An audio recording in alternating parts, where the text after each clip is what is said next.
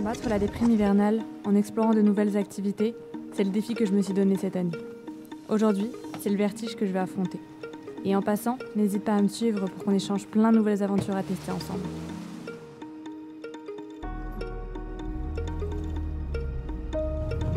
Bienvenue dans cette nouvelle vidéo.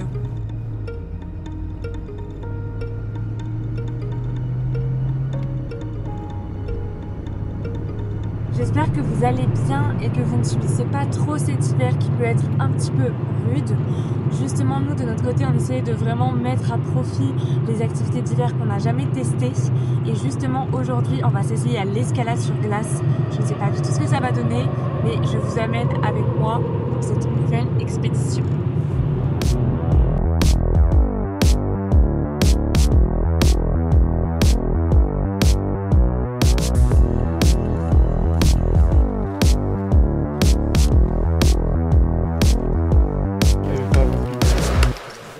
Ah, t'as des lunettes? Oui, aussi.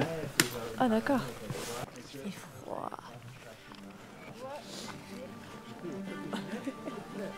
En avant.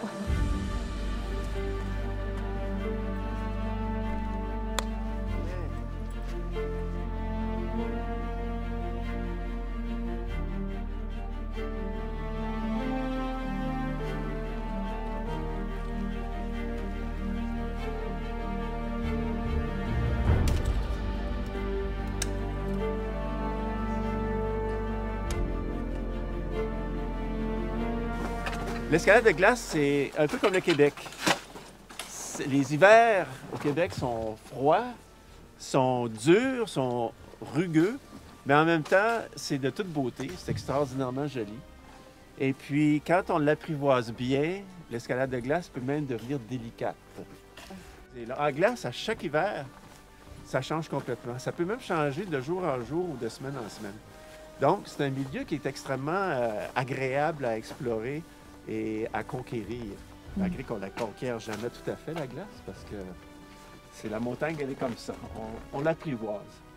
On cherche les creux, comme ici, il y a un petit creux naturel, puis on tape dedans.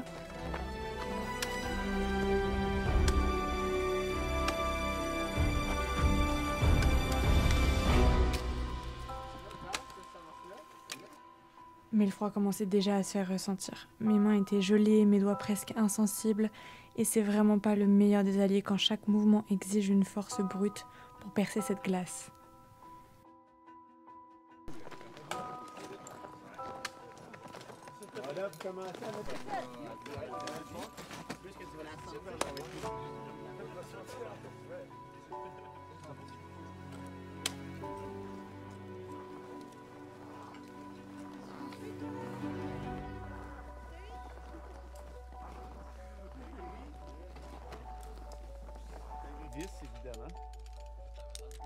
Flavien a pris l'initiative d'ouvrir la voie.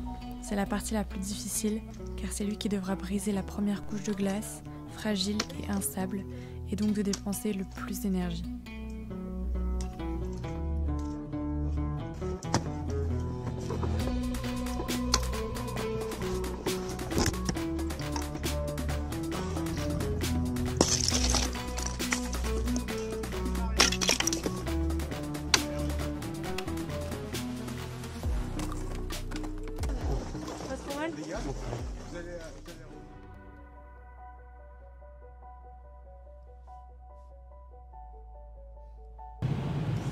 Les batteries ne tiennent pas le choc.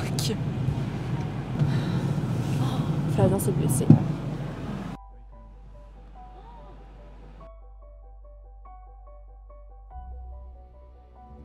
Ce que j'aime le plus avec l'escalade, que ce soit de glace ou de rocher, c'est la découverte de nouveaux espaces. Numéro un, l'espace naturel dans lequel on évolue lorsqu'on fait de l'escalade. Puis le deuxième, c'est la découverte de la falaise, de la montagne, des différents passages qu'on doit surmonter. Le casse-tête de réussir son ascension. Là, je suis confrontée à deux challenges. Le froid et le vertige. Et là, c'est compliqué.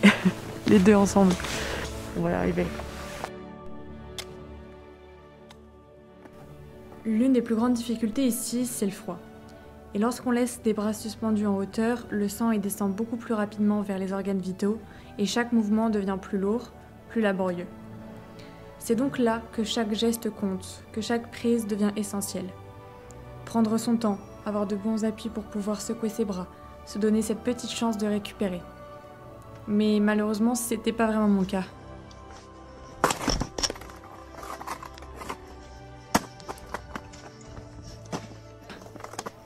Et puis, évidemment, il y a le vertige. Ce sentiment de tomber dans le vide à chaque regard posé vers le sol, cette sensation qui serre le cœur et te rappelle que tu te défies toi-même à chaque instant.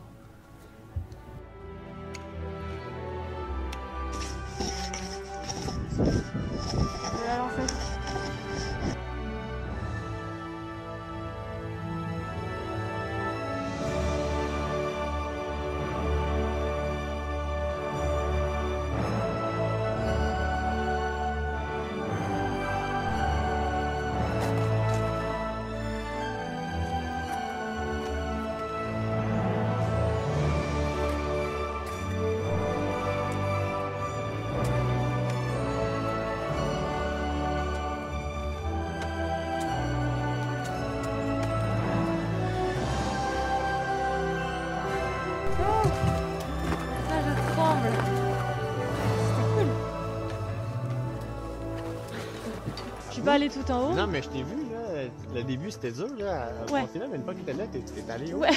C'est que, tu sais, je me suis arrêtée parce que je commençais à trembler, mais Ouais. pas forcément de fatigue ou quoi, c'est parce que je commençais à avoir vraiment le vertige. OK. Donc, tu sais, genre, je suis vraiment contente d'avoir quand même été plus loin que ce que j'aurais pu penser. Mais c'est parfait, ça. Ouais, tu sais. donc je suis vraiment contente. Je C'est pense vrai? qu'on va profiter un tout petit peu de moi, parce qu'en fait, il y a les ombres des arbres sur toi, c'est parfait.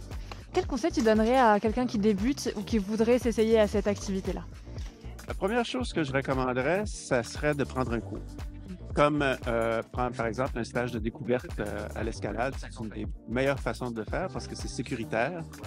Il y a un moniteur qui vous surveille en tout temps.